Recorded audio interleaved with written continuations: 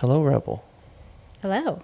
I usually say hi, Carrie, but today it's hi, Rebel. Yeah, Thanks for subbing in absolutely. today. You were thrilled to do this, I know. So thrilled.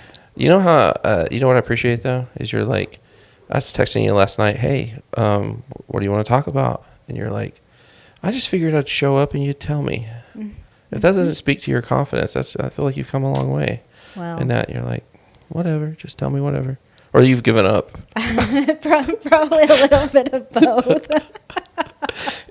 Maybe that's what confidence is. I've just given up. I've just given up, yeah. In some ways, that's true. You've given up on worrying about stuff. Yeah, I'm just it's going to not be that okay. important. I'm just Yeah. going to be fine. That's cool. We just stumbled onto something. That sounds like a new episode or something we can copyright or trademark. Yes. Confidence is giving up. Put that on a T-shirt. Yeah. Oh, I like it. Let's do it. There you go. We can start a new clothing line with all the other things that we have to do that don't make us money. Right. Exactly. Exactly. Yes. But thanks for being willing to sub in for Carrie. Carrie's not here. We missed a week last week, I think. Mm-hmm. Yeah, so I was starting to feel like it's been, I really do like this time of day because it is like this hour of the week is just relaxing, or we can kind of debrief about something that's important, breathe a little bit, not worry about the world out there while we solve it all in here. Right. So we are going to talk about the many faces of courage. We're calling it that for a specific reason, but we're going to get into that in just a minute, so don't go anywhere.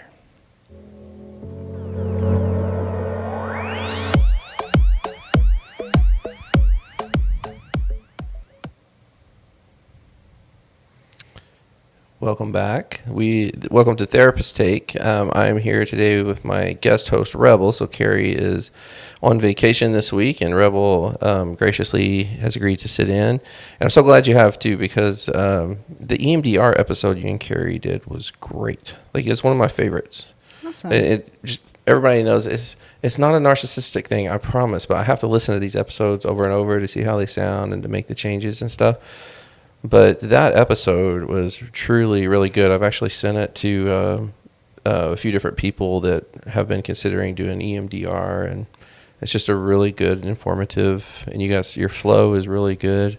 Again, the cadence is best if you're listening to it at 1.25 time. That's always my plug. Do you do that? I don't even know what that is. You don't know how to speed up your podcast when you listen to it? No. You can do that. Why would you do that? Some people talk slow, I guess. I don't know. Like, Huh. Interesting. you know. I need people to Well, talk slow. here's the weird thing about it. It's like, so you speed it up to like 1.25 or 1.5 time, and it does, you can tell the difference.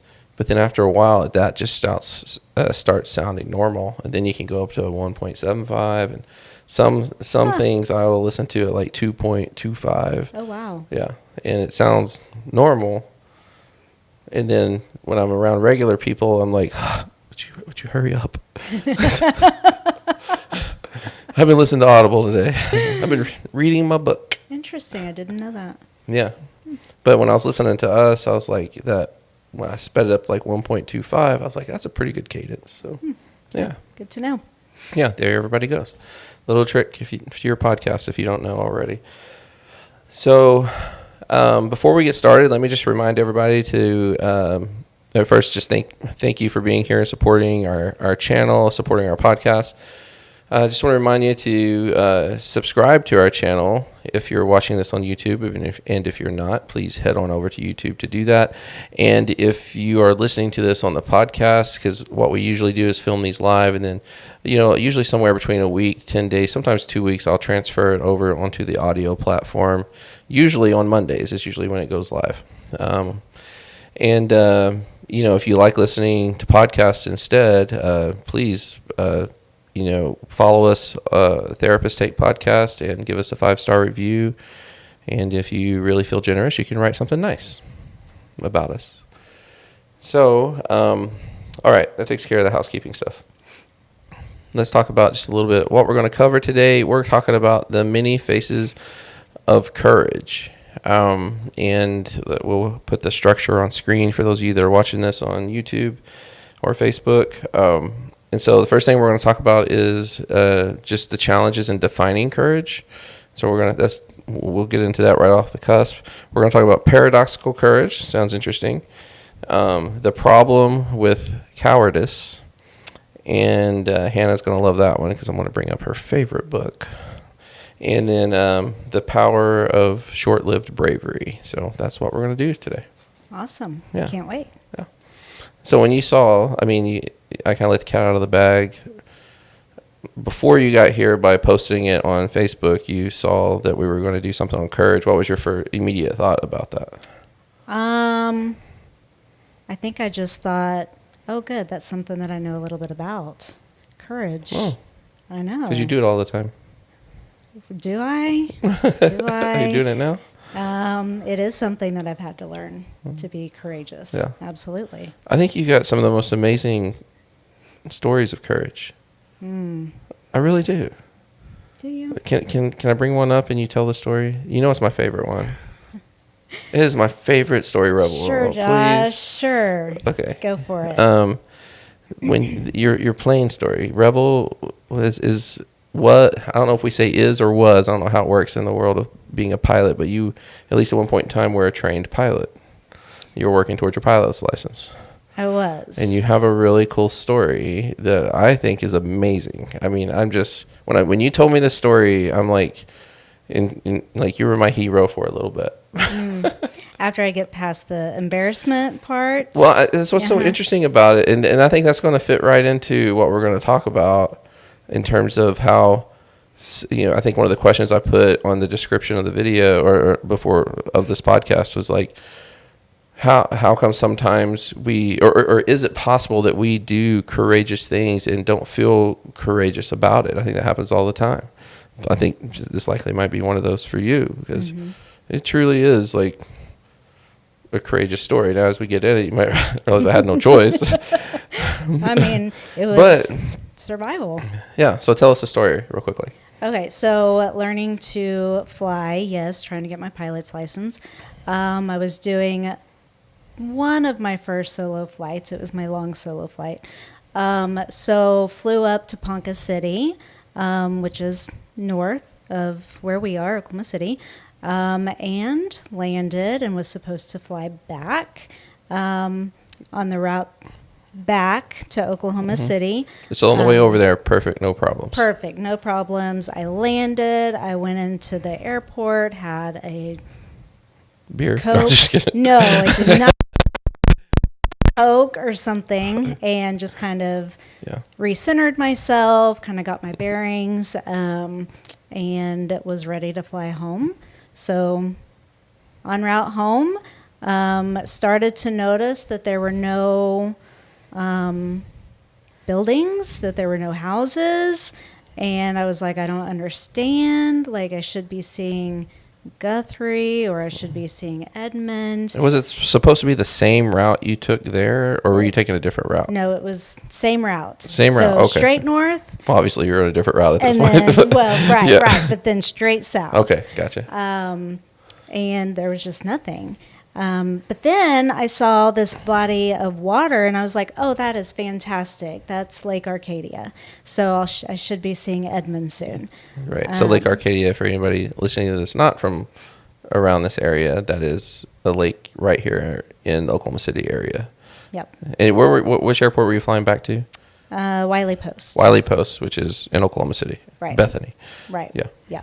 So saw Lake Arcadia, but there were still no houses, still no buildings.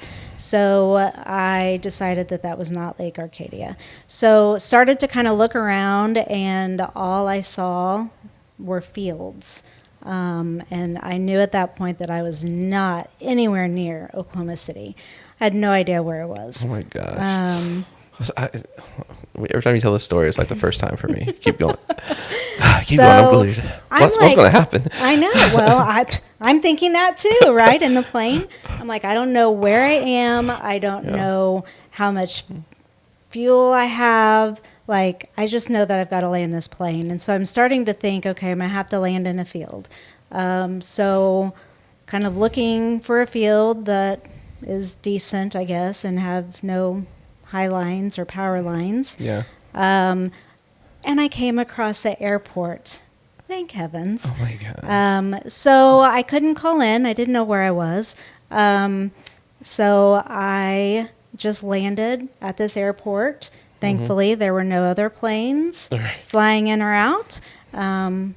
But I just landed.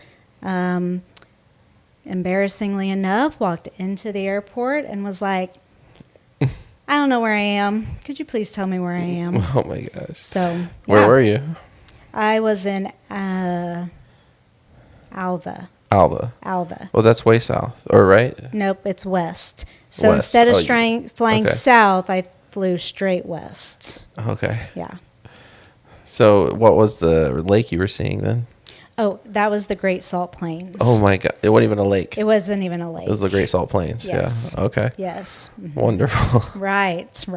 So, Oh man, so many questions. Like at one point when you're up there, you're like, "Oh my God, I'm gonna die." Did that I ever cross? was, yeah, because I'm like, this is my first long solo flight. Yeah. I didn't know where I was. I obviously have landed the plane before, but I don't know Yeah. how to land a plane in a field. Yeah, but you're willing to. But I was willing to. Yeah. So what's your So- next thought? Like, oh my gosh, I'm gonna tear up this plane. That doesn't belong to me. Yeah. Yes. Yes. Really? Yeah. And then I'm like, well, I hope the plane Yeah. has insurance. I hope I have insurance. I which can't one even came remember. first? Which thought came first? I'm gonna tear this plane up, or oh my God, I'm gonna die. I'm gonna die. Yeah. Okay. Yeah. Yeah.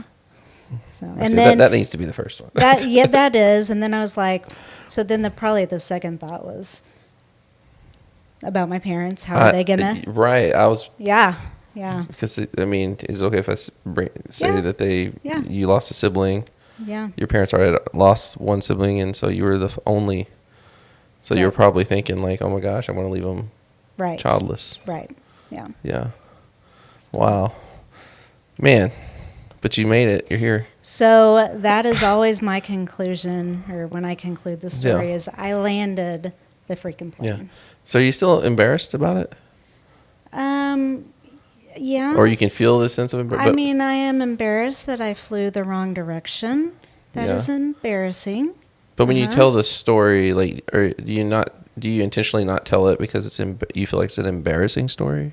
No, I think everybody pretty much in my circle knows my story by now. So Okay. knows. Well, not just now, but like right now. Like, Yeah. you still feel like it's an embarrassing story, or Parts of it. okay? Yeah. Because I just think it's such a courageous story. I mean, I think just you being willing to fly a plane, first of all, like I think that takes a lot of courage.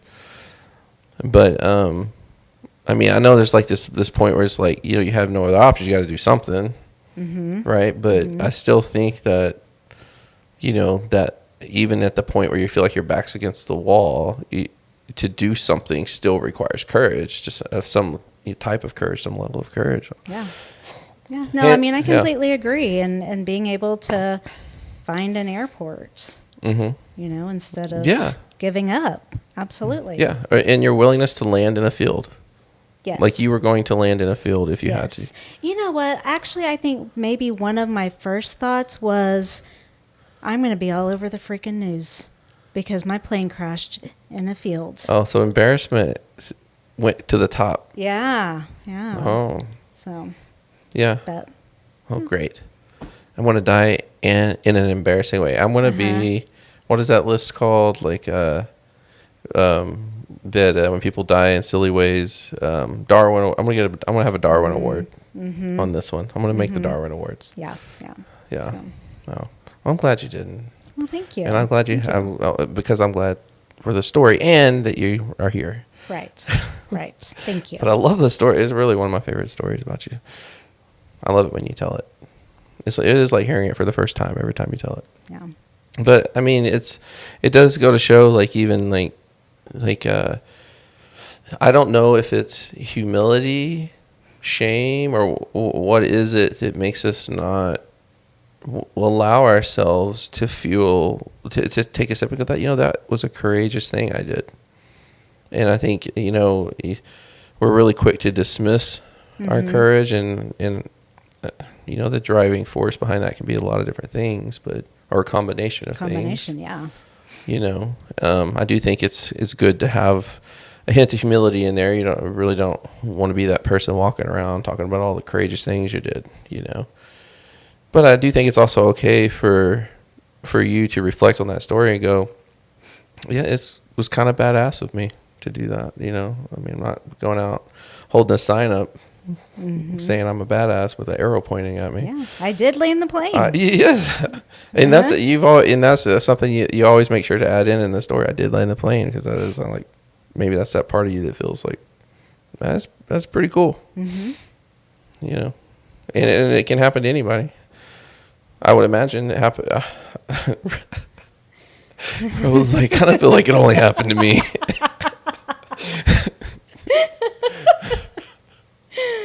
Is that the line, like, kind of like when someone's breaking up with you and they're like, it's not me, it's you. Right. Is that the line for embarrassment? Where people say, it could happen to anybody, and you're like, that's what people say when it only happened to you. But does it? Let's go check the logs. Right. That story's still being told in Alva. It probably is. Some farmer working some farmer that's working the airport, the runway down there, is telling a story like, remember that girl came over here? Yeah, probably gets passed down. Yeah, I was just sitting here, and all of a sudden plane just lands. Like, I was like thinking to myself, thank God we weren't taking off. We're about to go crop dust some fields. They probably were. Yeah. I imagine the airports probably, I would imagine crop dusters use those type of airports, right? Probably, yeah. I don't know. I can't remember what time of year it was, though. So.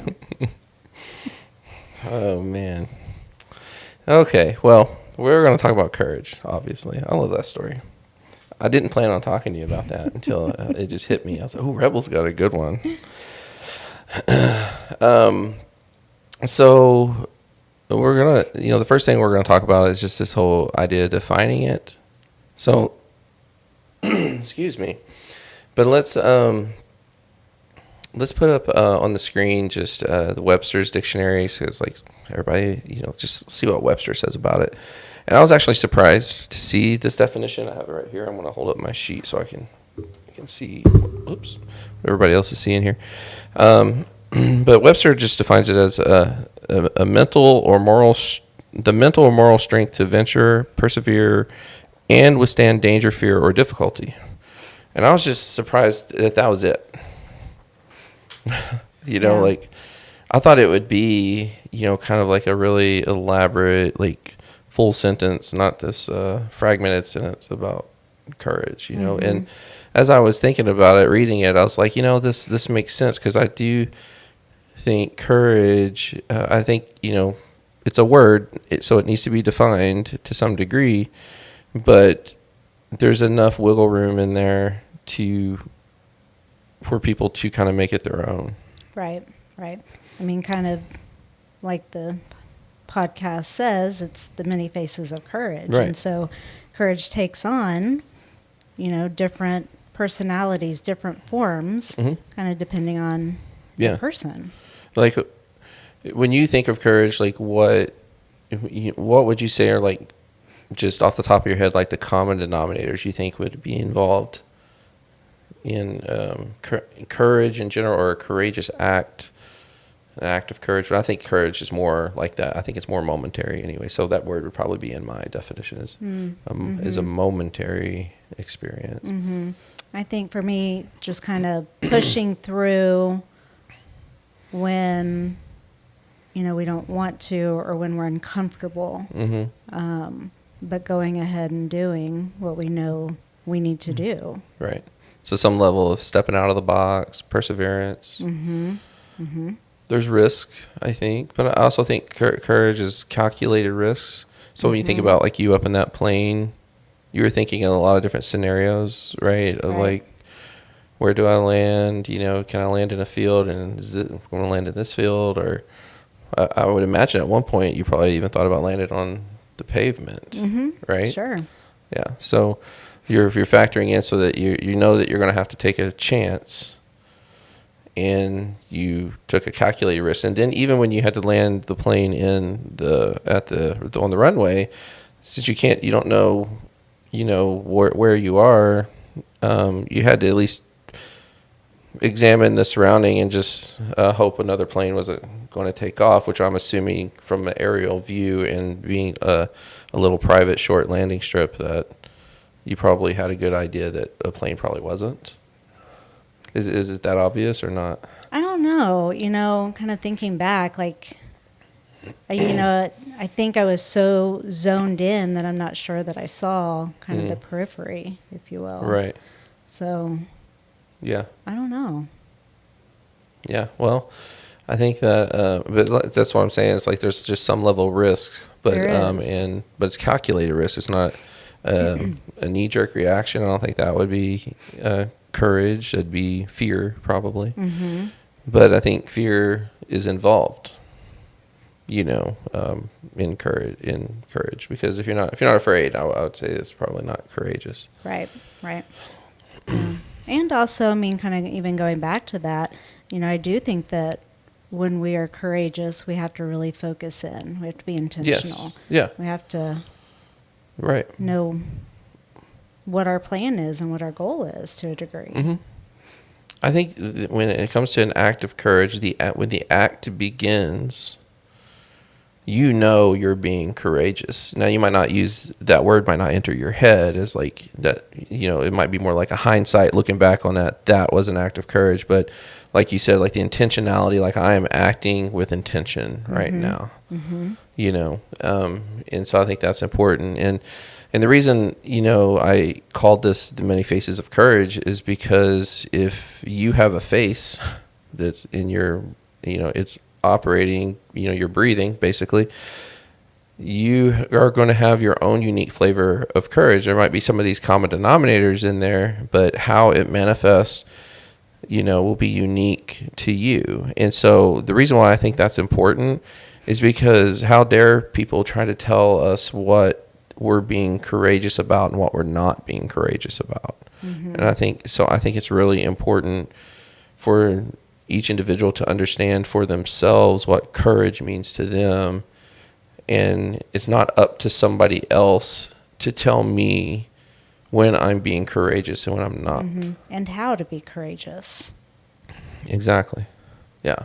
There might be some common denominators in there, but how it manifests within you and in your life and the decisions that you're making, and nobody is walking around being courageous all the time, because I really do think, for my definition, it's momentary. It's not constant. Like I'm not I'm not in a constant state of being courageous. Like there are moments where I need to be courageous, and in each one of those moments, I will be courageous to varying degrees. Right. Kind of an act almost. Yes, absolutely. So to kind of get into some of the complexities of courage, let's talk about this idea of paradoxical courage. And when we talk about paradoxical courage kind of takes a form that is, at most opposite of what you might think courage would look like, and at minimum different. Kind of breaks the mold a little bit, or just deviates from how you might typically think of it. So, for example, like for some people, like when we see clients, for example, how many times do you in a week probably get a client that comes in, and at the end of session they say, "Tell me what I need to do.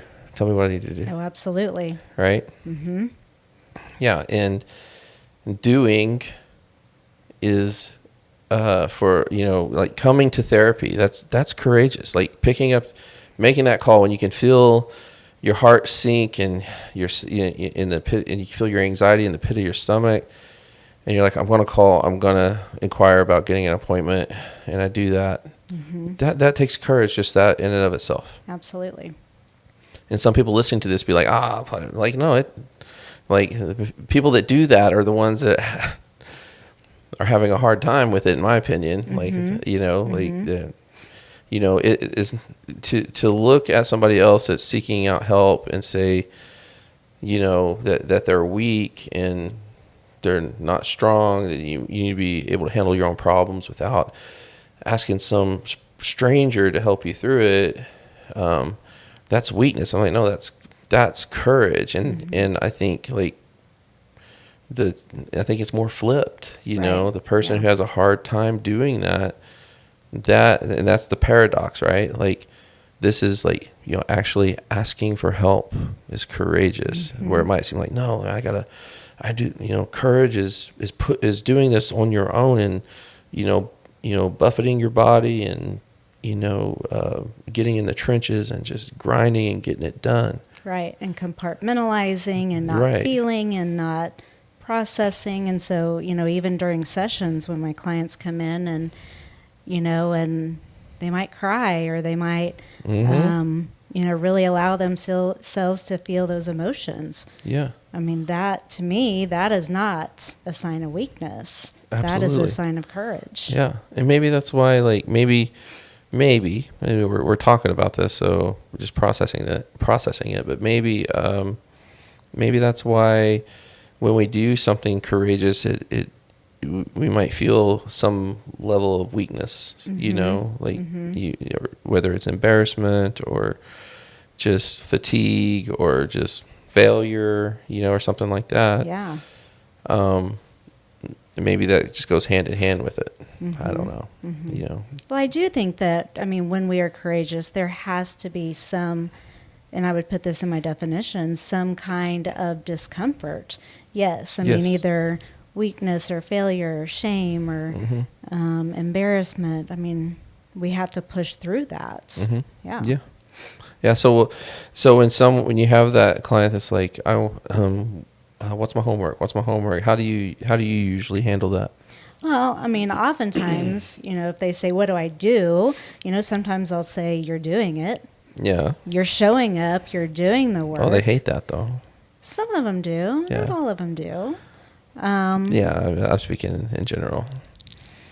But no, when I say they hate that, I mean like I know what you're doing. You're validating the courage that they're exhibiting.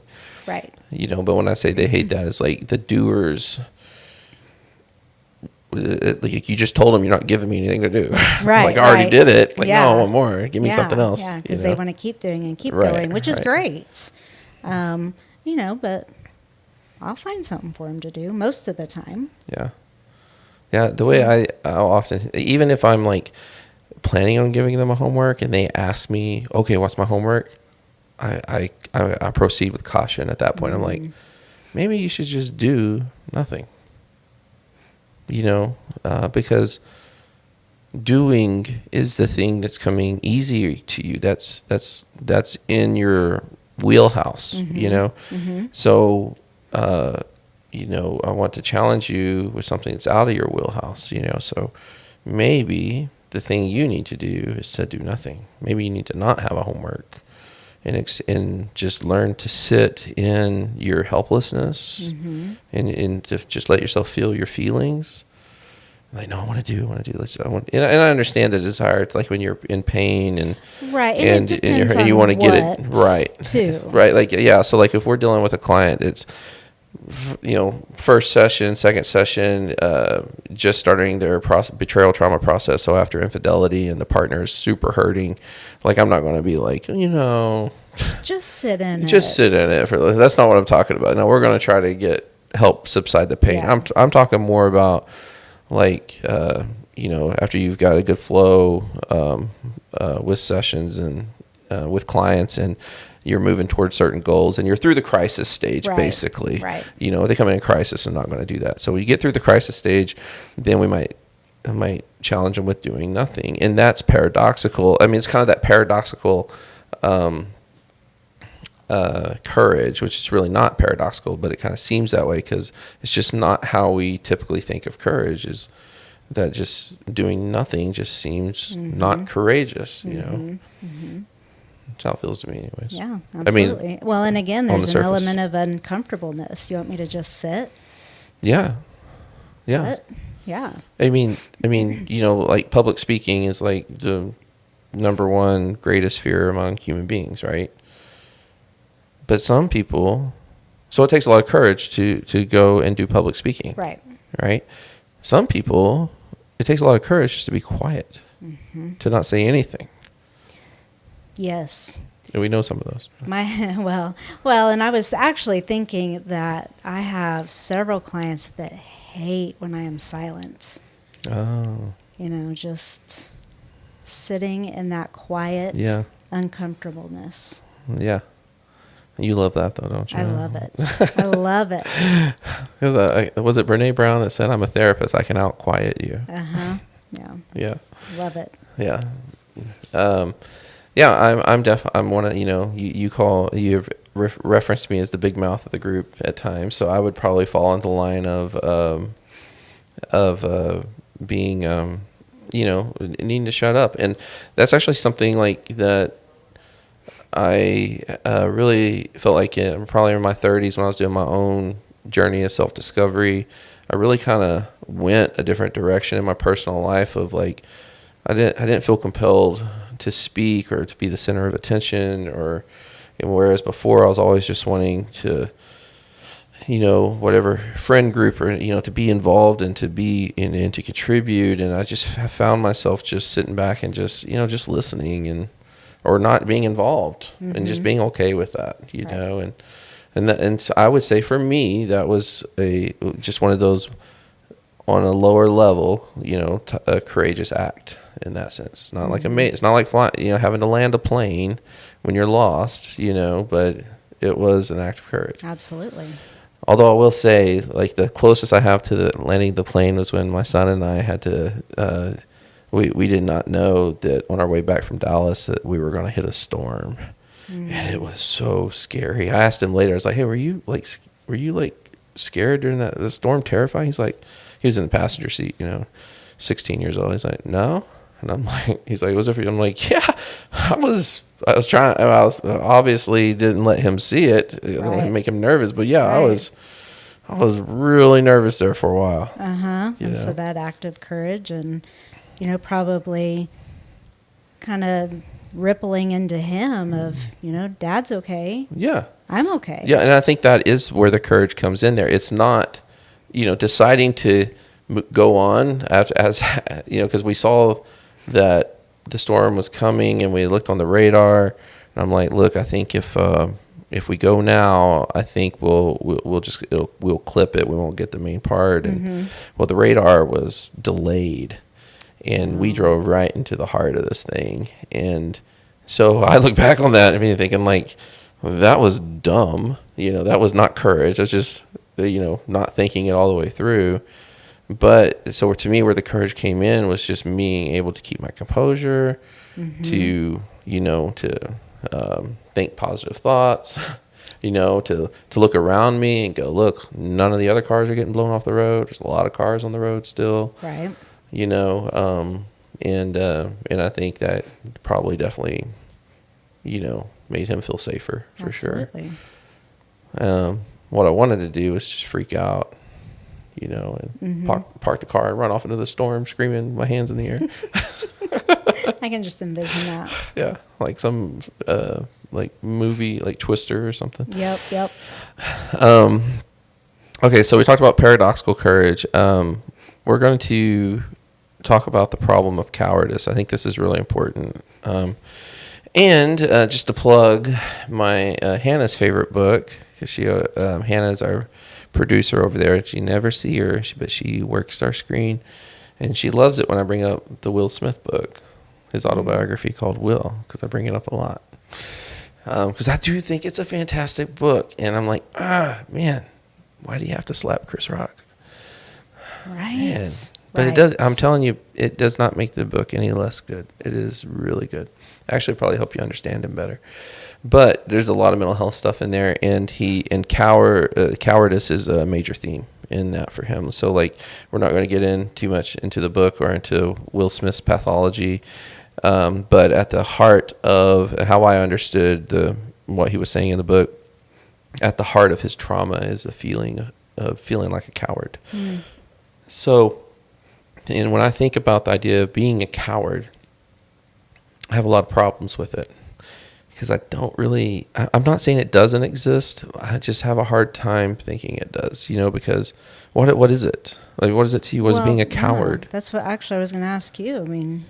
If being courageous is doing what you need to do and it's uncomfortable, then cowardice is knowing I need to face something and not facing it. I don't know. Yeah, I think we might think like the opposite of being courageous is being a coward, but I don't know if that is the opposite of it, because maybe I kind of lean toward like the opposite of being courageous is just being, but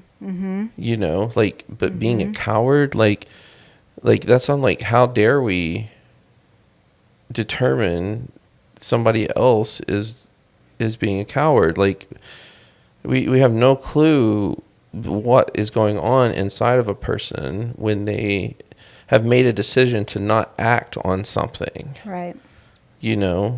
I think of like the 9/11, the guy on the plane, the plane that crashed into the Pentagon, and I think it was one of the wives wrote the book Let's Roll.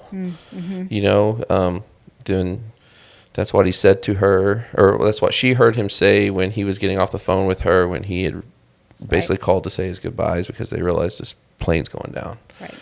And they're going to take out this. It wasn't the one they were flying it to Camp David. It was the one that crashed that did not make it to Camp David. Yeah. And it didn't make it to Camp David because this group of people on this plane had the courage to go and take out this pilot, and the terrorist, and they died, and they kept the plane from crashing into Camp David. But, was there someone on the plane that was debilitated with fear?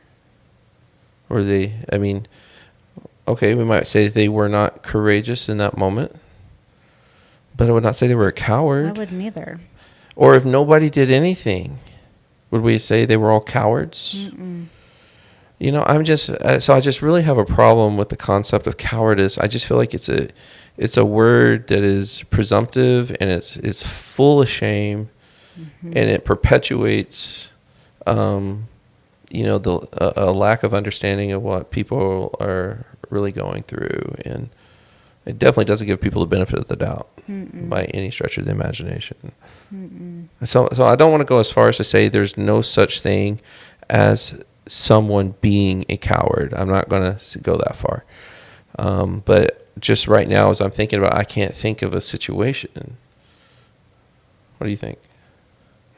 I'm just thinking, I guess kind of what I'm mulling over in my head is, if I am saying that I am a coward, like, to me, what does that mean?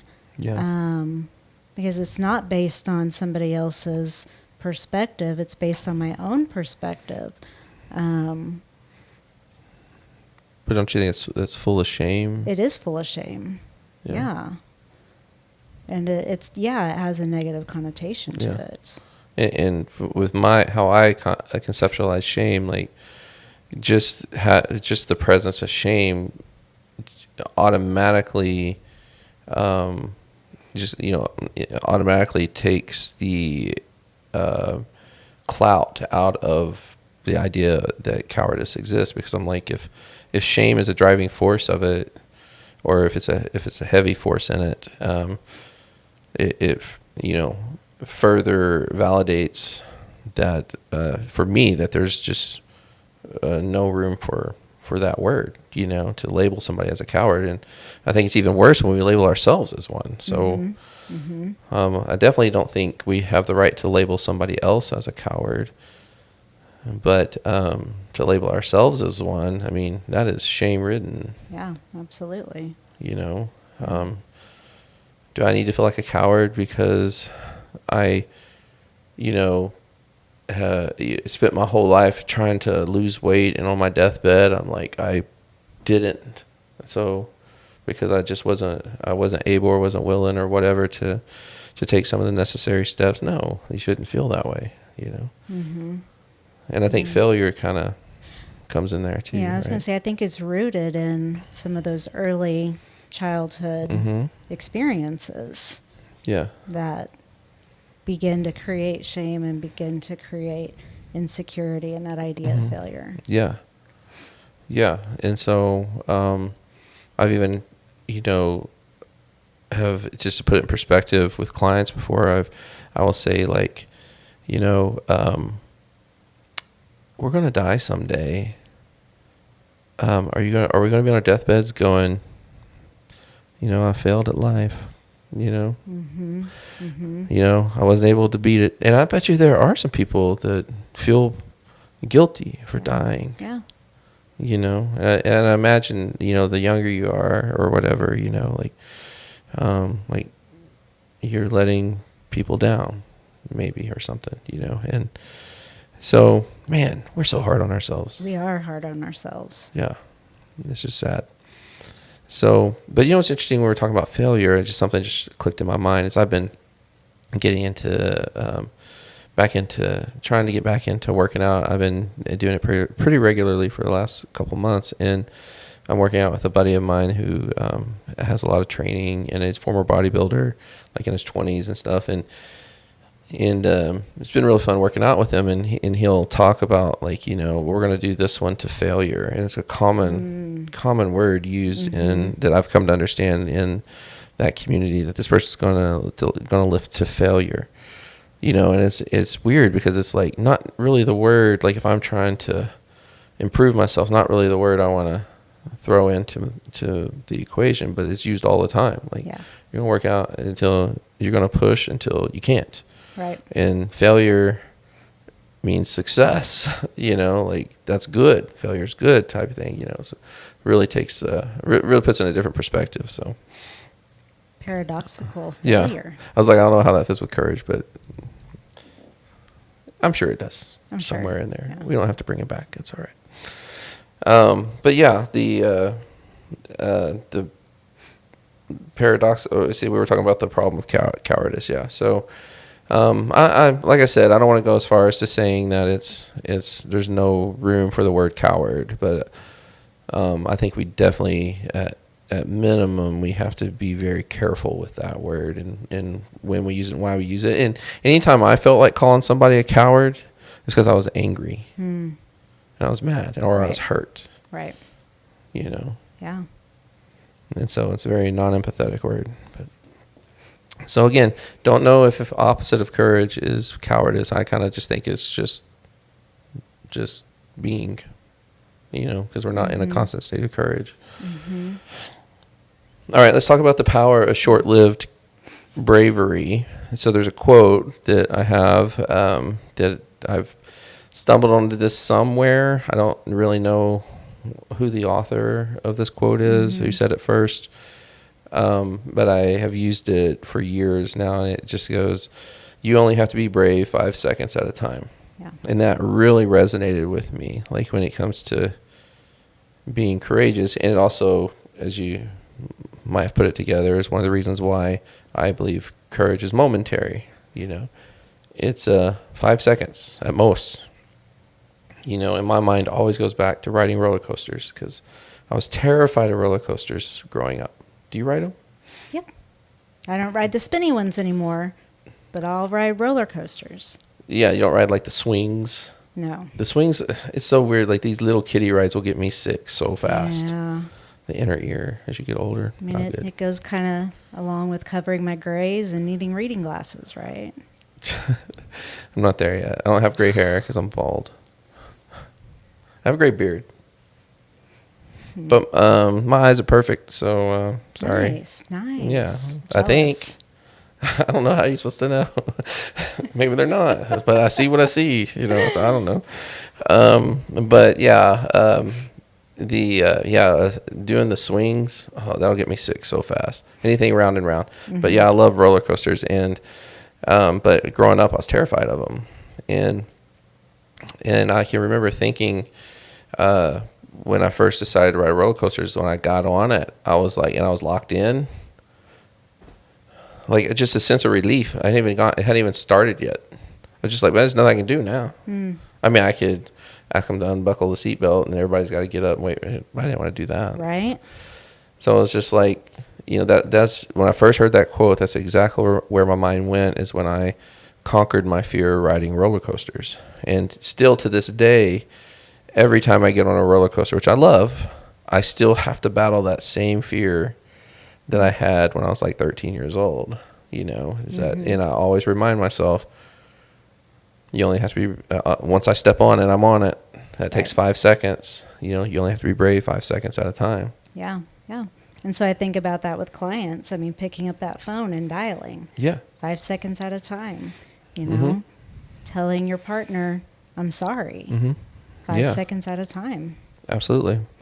And when you really think about it, like the thing that you really been wanting to do, and you just, you're kind of debilitated by fear, kind of a question to ask yourself is, all right, am I really going to let 5 measly seconds keep me from living the life I want to live? Right. Because it just takes 5 seconds. Because once you're in it, you're in it. And I'm not saying that when you take that risk that things are always going to work out, because that's risk, has to have a downside too, right? That's why it's a risk. Like, otherwise you wouldn't need courage. So a lot of times the fear that comes along with the thing is not completely irrational. Sometimes there might be some irrational components to it, but usually it's not completely irrational.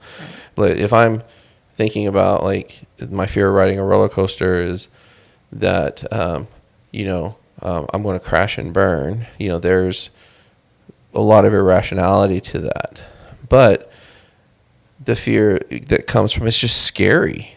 It's scary. That's rational. It is scary. That's what makes it fun. Right. So like when I help my boys have the courage to get on a roller coaster, we sat and we watched this roller coaster several rounds. I said, now what? And I would say, all right, I want you to watch them get on. Watch the people get on. See, they're all laughing and stuff, and they're excited, and watch them get on. Okay, and now watch the roller coaster go. And you hear them yelling and screaming like they are dying. And then so now I'll watch them get off, and they're smiling and laughing. That was awesome and things like that. And we did that several times so that their brains could make the connection that probability shows that everybody's going to be okay at the end of this, and you're going to be smiling and laughing and high-fiving, and so that's why I'll often tell people, like, you got to focus on what's probable, not what's possible. Right. And so many times when we're debilitated by fear, we're focused on what's possible. Yeah, it's possible. Something bad could happen. My son and I went on a ride here recently in Six Flags in Texas, and it was that one that looks like it's kind of like a swing, but it's got a pole, and then and then people sit at the base of it, or all the chairs, like 40 of them that kind of people sitting around this thing, and the pole just swings up and down just really high, and as it swings, the base of it rotates. So sometimes when you're swinging forward, you're facing backwards, and because you're rotating as it's swinging. And he was real nervous about getting on that one, but he did it, and it's the one of the funniest ones. I actually told him, I used that quote. I was like, Kason, I'm like, you only have to be brave 5 seconds at a time. And he's a brilliant kid. He's 16. And, he's the only person that's ever had a great rebuttal to that. Oh. And he goes, it's not so much the courage, Dad, as it is the regret. Oh. So I was like, that's perfect, So we're going up on this thing, and he starts screaming, blood-curdling, screaming that I hadn't heard him yet. Right. And I look, and I'm sitting right next to him, and I'm yelling out at him. I'm like, is that the regret? But after he got off, how was the regret? Did he regret it? I don't think he regretted it. I don't think he'll go back on it. Okay. Yeah. I don't think it was that, and I don't think it was his jam. Right. But I don't think he was disappointed that he did it. Right. But what was funny is I think in Oregon there was that same ride, and Oregon got stuck upside down. So all these people are this swing is at its highest point, and everybody's dangling upside down, and it's stuck. And I sent him a picture of it, and he was like, that could have been us. So maybe he has regret now. He probably definitely won't get back on it now, but Probably not. no. But I do think that most of the time in talking about regret, most of the time when we are courageous and we follow through, it is not something that we are going to regret. Yeah, I agree. Whether it turns out the way we want it to or not. Yeah. And that's a good point. Being courageous, like, courage cannot be measured by how well it turns out. Sometimes it won't turn out very well. Right. And so that's why, like, when a couple, for example, that are having some conflict, and they come in and they're constantly measuring how well they're doing based upon how an argument went. So I decided to bring this up, which takes courage. I brought it up, and they say it didn't go well. And they say it didn't go well because we fought about it and we didn't resolve it. And I'll tell them sometimes, I was like, I would love for one time for you guys to come in on a moment like that and say, I brought this up. I did something courageous, basically. And we fought, and we didn't argue about it, and we didn't resolve it. But I feel I'm proud of how I handled it. I'm proud that I brought it up. Right. I usually don't do that. And most of the time it is messy in the beginning. They're trying to figure that stuff out. But people are so often focused on this other outcome of, it's just not a good measuring stick. Right. So, all right. Well, I think we talked it to death. I think so too. Yeah. Let's be courageous and move forward. Let's be courageous and stop doing this in this episode. Right. What do you say? Yeah. Okay. Well, thank you, Rebel, for filling in for Carrie. Sure. And we appreciate everybody who has tuned in to listen to us. Remember, subscribe to our channel. If you haven't done it already, give us the 5-star review on our podcast. If you really want to be a good sport and you're watching this on YouTube, go to the podcast and just give us that 5-star review so we can please those algorithms. And hopefully the information we're giving out will benefit other people. Always remember to check your show notes or the description of the video, because I try to put in lots of resources and links. That's the whole point of doing this. And so check those out so that you can benefit even further. So thanks for being here.